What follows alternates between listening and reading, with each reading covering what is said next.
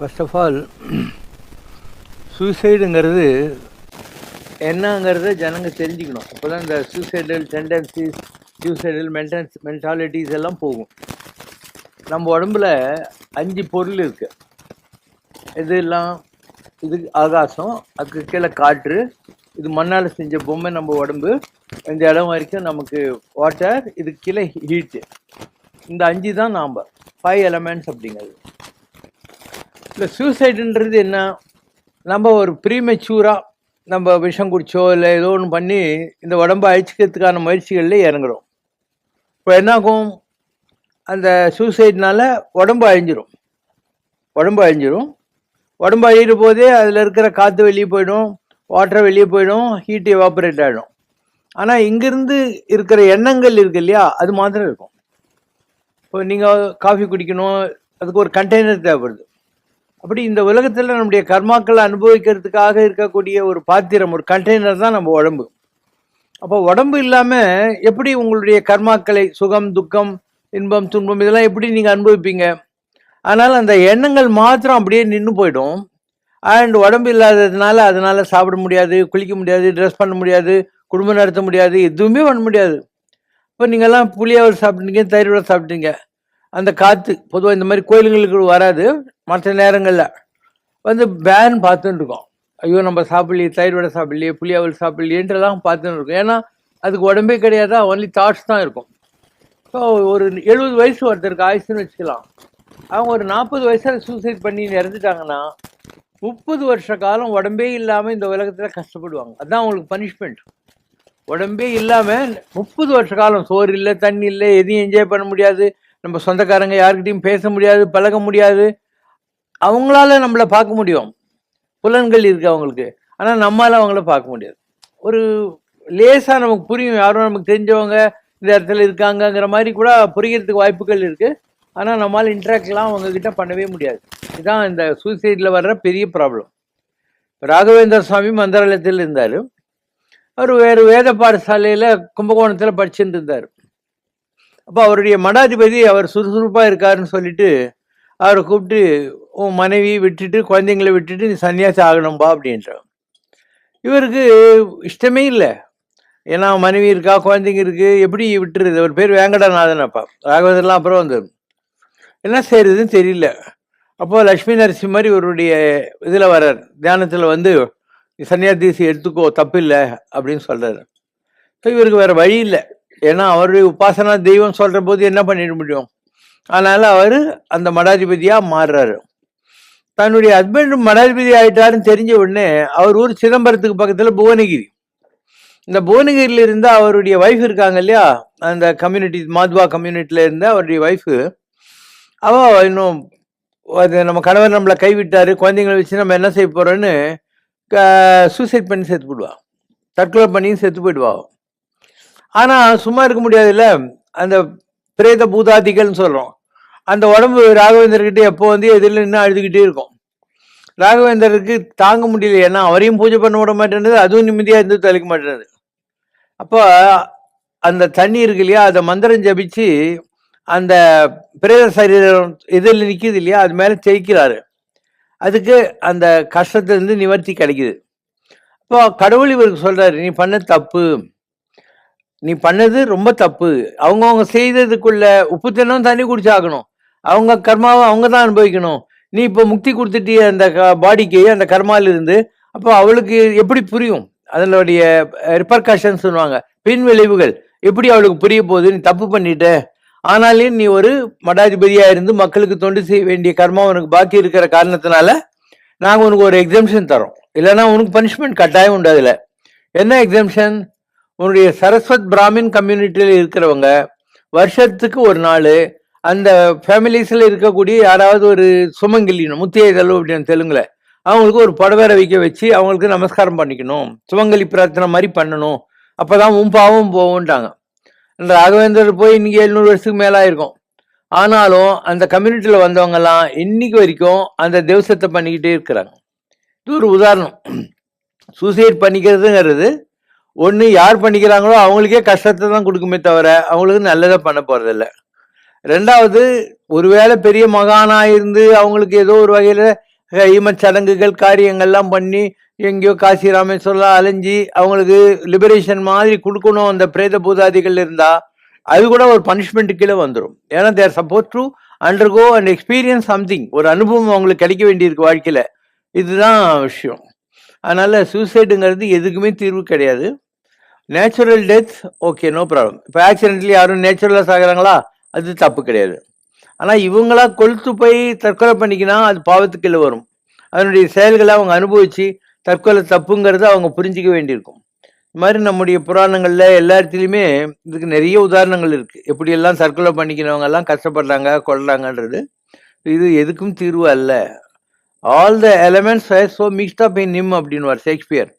5 element நம்ம கிட்ட இருக்கு இல்லையா, அது அழகா நம்ம உடம்புல இருக்குது அப்படின்னு அர்த்தம். அதுல 4 நீ ஃபினிஷ் பண்ற, அதாவது எந்த வகையில நீ சூசைட் பண்ணாலையும் 4 முடிஞ்சு போச்சு. அப்போ ஒன்று எண்ணங்கள் இருக்கு. அந்த எண்ணத்துக்கு உடம்பு இல்லாமல் என்ன பண்ணும், பேனா அஞ்சுக்கிட்டே இருக்கும் உலகத்துல. அதுக்கு எத்தனை வயசு வரைக்கும் அந்த இப்போ ஒரு சிப்பு வைக்கிறீங்க, மெமரி சிப்பு. அந்த மெமரி சிப்பில் மெமரி இருக்கிற வரைக்கும் அதுக்கு இருக்குல்ல, அந்த மாதிரி நமக்கெல்லாம் ஒரு மெமரி சிப் இருக்குது இந்த இடத்துல. இந்த உலகத்தில் பிறக்கிற போதே நமக்கு வச்சிடுறாங்க. ஸோ நம்ம அந்த மெமரி சிப்பை மாத்திரம் வச்சுக்கிட்டு எதுவுமே ஒரு செல்ஃபோன் கூட இல்லாத மெமரி சிப் வச்சுன்னு என்ன பண்ணுவேன், அந்த மாதிரி எண்ணங்களை மாத்திரம் வச்சுக்கிட்டு நம்ம இந்த உலகத்தில் சுற்றிக்கிட்டே இருப்போம். Suicide is never never never a right or positive thinking. யாருமே சூசைட்லாம் பண்ணிக்கிட்டே இல்லை. உங்களுக்கு சூசைட் பண்ணிக்கிறதுக்கு என்ன காரணம் இருக்கும் இல்லையா?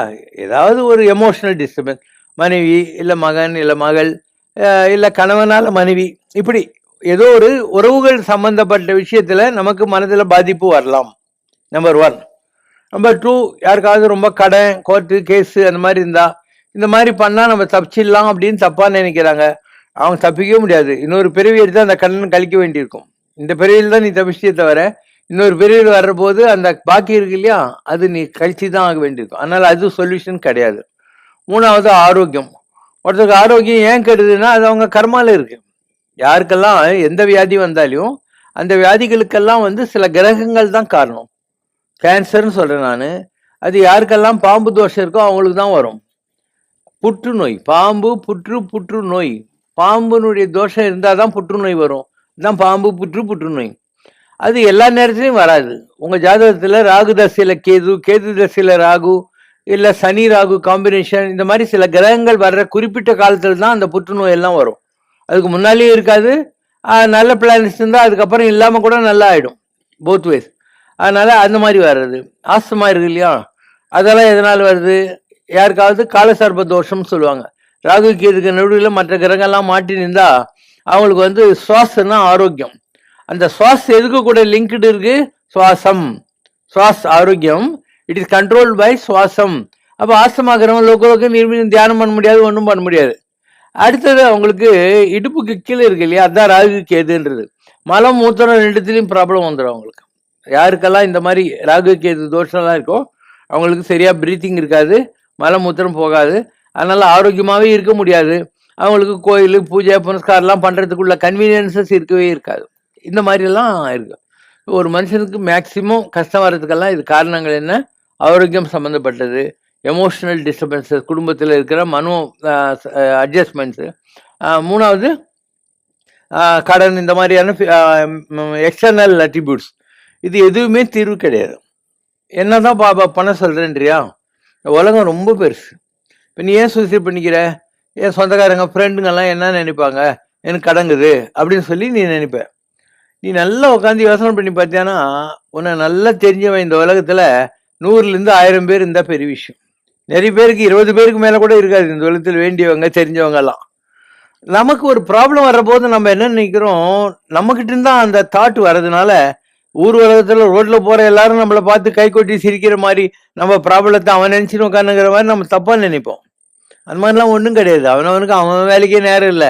அவன் உனக்கு கோர்ட் இருக்குதா, கேஸ் இருக்குதா, கடங்குதா, உனக்கும் உன் பொண்டாட்டிக்கும் சண்டையா, இதெல்லாம் யாரும் நினைச்சு பார்க்கறது இல்லை.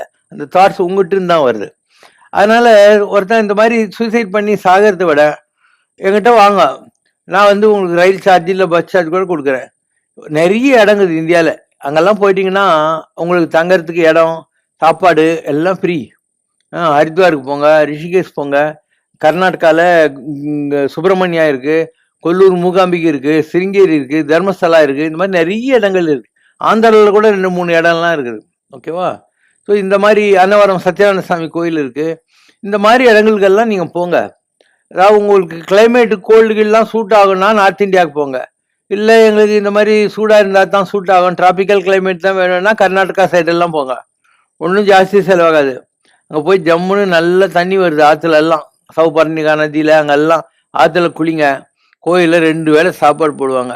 யாரும் அந்த கேள்வியே கேட்க மாட்டாங்க. உட்கார வச்சு சாப்பாடு போடுறதும் இருக்குது. நீ வந்து பிளேட் எடுத்துக்கிட்டு அவங்க டைனிங் டேபிள் வச்சுருப்பாங்க. கொல்லூர் மூகாம்பிகளெல்லாம் 2 டேபிள் செட் பண்ணியிருப்பாங்க.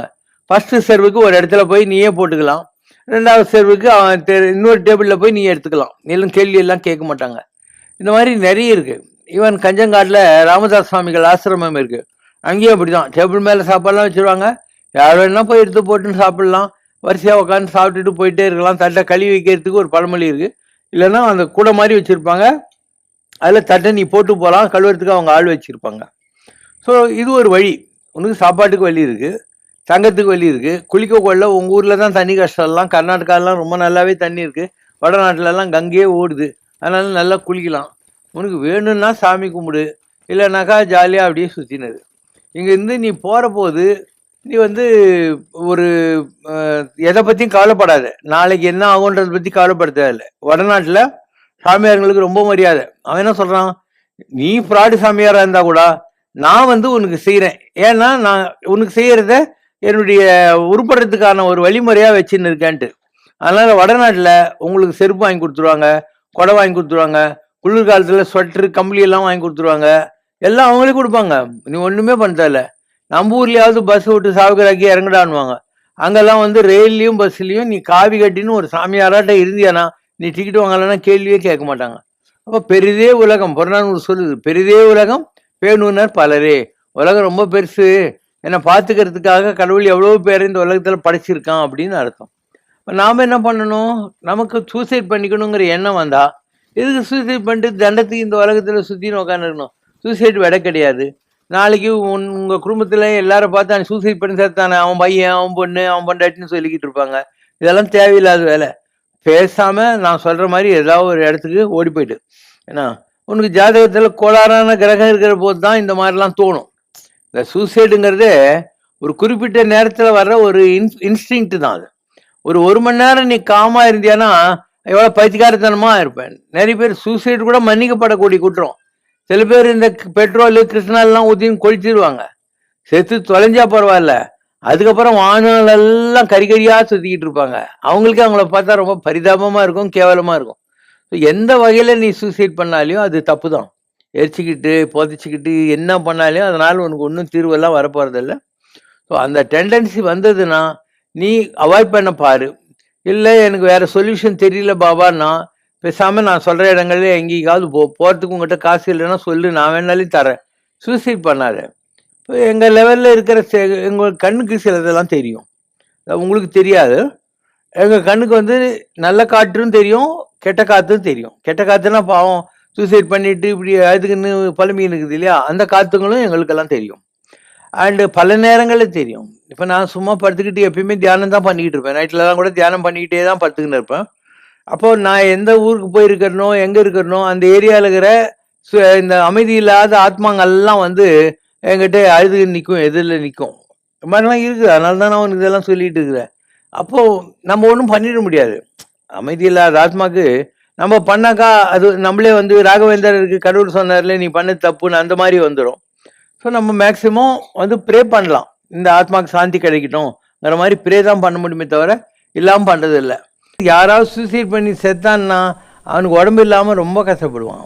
உடம்பார் அழியின் திருமூலர், உடம்பார் அழியின் உயிரார் அழிவர், உடலுக்குள் உத்தமன் ஒரு பொருள் கண்டேன். உடம்புக்குள்ளே தான் என் சாமி இருக்கிறாரு, எனவே உடலை ஓவாது ஓம்புகின்றேனே. இந்த உடம்பை நான் கட்டி காப்பாற்றுறது எதுக்குன்னா ஊனுடம்பு ஆலயம், இந்த உடம்பு தான் கோயில், இதுக்குள்ள சாமி உட்காந்துன்னு இருக்காரு. வெள்ளத்தில் உள்ளானும் வேகடத்து மேயானும் உளன் கண்டாய் நன்னெஞ்சே, உள்ளுவார் உள்ளத்து உளன் கண்டாய் நன்னெஞ்சே. யார் நினைக்கிறாங்களோ அவங்க நெஞ்சத்தில் உட்காந்து இருக்கான்.